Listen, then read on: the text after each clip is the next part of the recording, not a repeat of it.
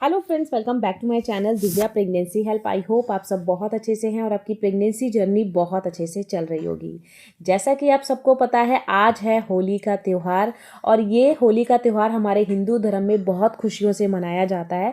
तो आप सबको, जो भी मेरी पहली बार वीडियो देख रहा है या फर्स्ट टाइम मेरे चैनल पर आया, उन सबको बहुत बहुत होली की बधाई हो। होली के दिन लगने वाला है चंद्र ग्रहण। जी हाँ, कुछ ही समय बचा है ग्रहण लगने में, इसीलिए मैं वीडियो पहले पोस्ट कर रही हूँ ताकि आपको सही जानकारी मिल सके कि ग्रहण शुरू होने से पहले आपको क्या क्या काम करना है और ग्रहण खत्म होने के बाद आपको क्या चीज़ें करनी है। तो वीडियो को पूरी वॉच करिएगा और आगे वीडियो को शेयर ज़रूर करिएगा, खासकर उन महिलाओं के साथ जो कि प्रेग्नेंट हैं। क्योंकि प्रेगनेंसी में ना, जब भी हम ग्रहण सुनते हैं तो बहुत ज़्यादा पैनिक होने लग जाते हैं कि ये ग्रहण कहीं मेरे बच्चे पे कोई असर ना पाए, मेरी प्रेगनेंसी में कोई प्रॉब्लम ना आए। क्योंकि देखिए, साइंस तो इस चीज़ को नहीं मानता, लेकिन हमारे हिंदू धर्म में ग्रहण को लेकर बहुत सारी चीज़ें हैं जो कि गर्भवती महिलाओं को बताई जाती हैं और सावधानी रखने को बोला जाता है। तो कौन सी वो चीज़ें हैं, तो सबसे पहले हम जानते हैं ग्रहण शुरू होने में कितना समय बचा है।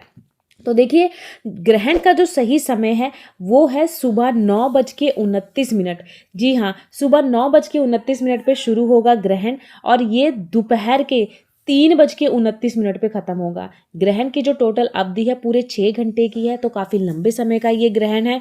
तो आप सब बहुत ज़्यादा परेशान हो रहे होंगे कि इतने लंबे समय तक हम कैसे भूखे प्यासे रहेंगे, कैसे एक जगह पर बैठे रहेंगे, कहीं कोई दिक्कत ना आ जाए। तो सबसे खुशी की जो बात है, ये ग्रहण जो चंद्र ग्रहण लग रहा है, पहली बात तो यह कि ये पूर्ण रूप से चंद्र ग्रहण है।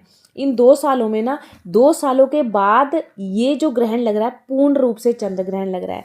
क्योंकि आज से 2 साल पहले ये ग्रहण लगा था जो कि पूर्ण रूप से चंद्र ग्रहण था। अब 2 साल के बाद 2025 में पूर्ण रूप से ये चंद्र ग्रहण दिखाई दे रहा है, जो कि इंडिया में दृश्यमान नहीं है। ये खुशी की बात है, ये बाहर की कंट्रीज में दिखाई दे रहा है।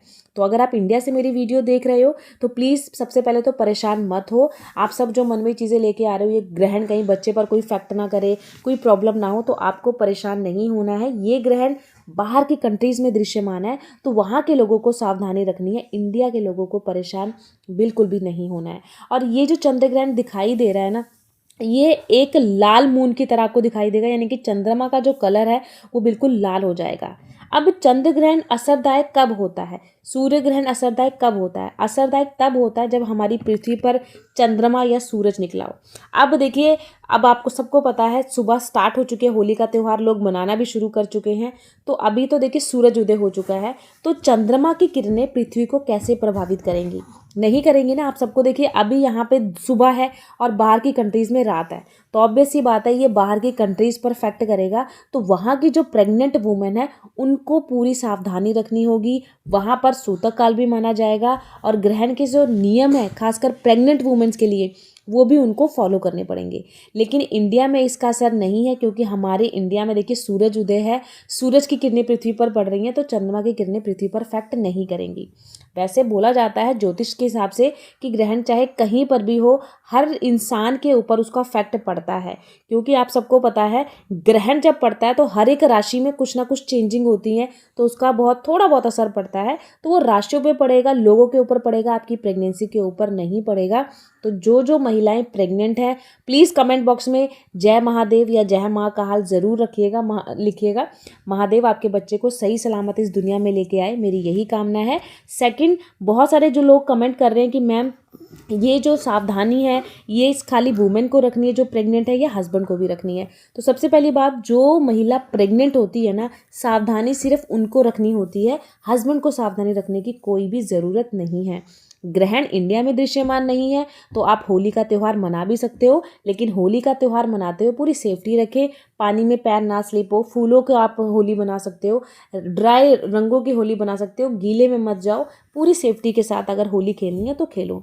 हाँ, एक काम ज़रूर करिएगा, कैंची चाकू सुई से दूर ज़रूर रहिएगा, क्योंकि ऐसा हमारे हिंदू धर्म में बोला जाता है, ग्रहण चाहे बाहर की कंट्रीज़ में हो या इंडिया में हो, पृथ्वी एक है, सूर्य एक है, चंद्रमा एक है, तो ग्रहण कहीं पर भी हो थोड़ा बहुत असर रहता है। तो कैंची चाकू सुई से आप परहेज़ रखिए, और आपको कोई परहेज़ रखने की ज़रूरत नहीं है, क्योंकि इंडिया के किसी कोने में भी ये असरदायक नहीं है, क्योंकि कहीं पर भी ये दृश्यमान नहीं है। क्योंकि हमारे इंडिया में देखिए अभी सूरज है, ओके, तो आपको सभी सवालों के जवाब मिल गए हैं। अगर फिर भी कोई आपके मन में डाउट है, कोई क्वेश्चन है, तो प्लीज़ कमेंट बॉक्स में कमेंट करिएगा। आपको मैं नेक्स्ट वीडियो में उसका रिप्लाई ज़रूर दूंगी।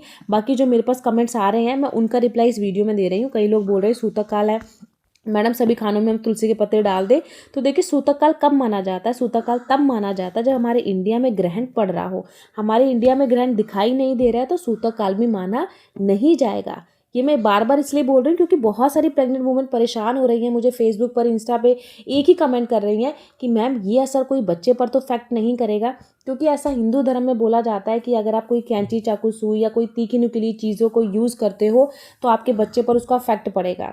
तो ग्रहण में सावधानी क्या बोली जाती है मैं आपको बता दूं। जैसे जो महिलाएं बाहर से मेरी वीडियो देख रही, जैसे उत्तरी अमेरिका, दक्षिण अमेरिका, ये ग्रहण वहाँ वहाँ पड़ रहा है, तो आप ये चीज़ें नोट कर लो। सबसे पहली बात तो पेट पर गेरू का लेप या चंदन का या गाय के गोबर का लेप ज़रूर लगाएं।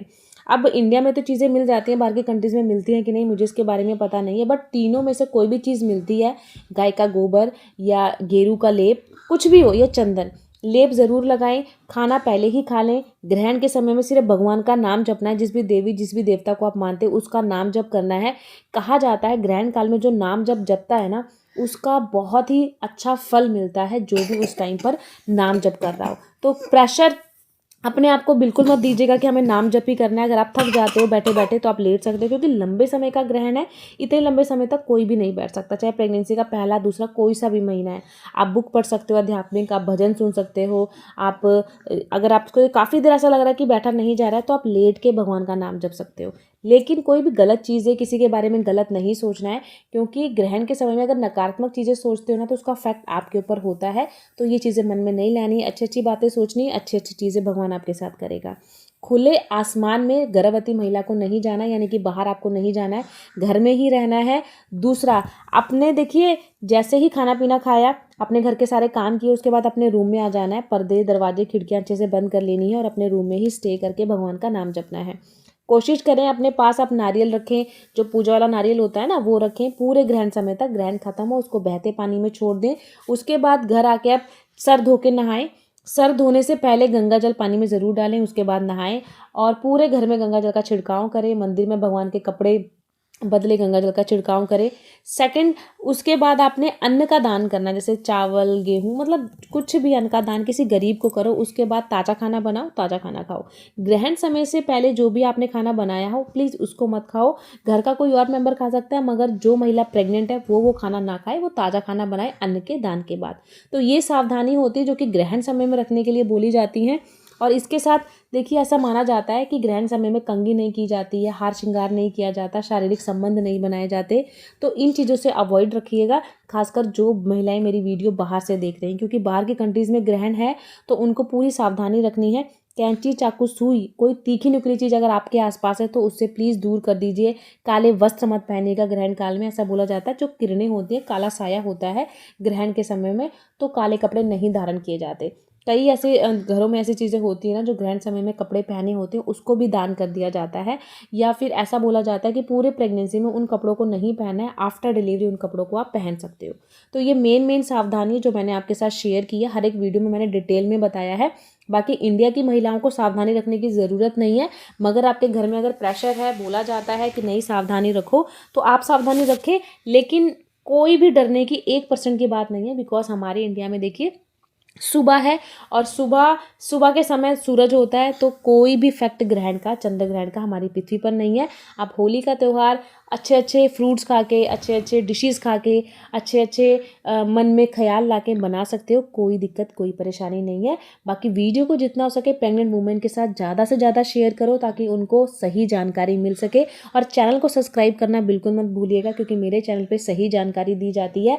अगला जो ग्रहण लगेगा वो होगा सूर्य ग्रहण, जो कि 29 मार्च को लगेगा। तो आप मेरे चैनल को सब्सक्राइब करके रख लो, ताकि जब ग्रहण लगे, खासकर सूर्य ग्रहण, तो मैं आपको 2 दिन पहले अपडेट दे दूँ।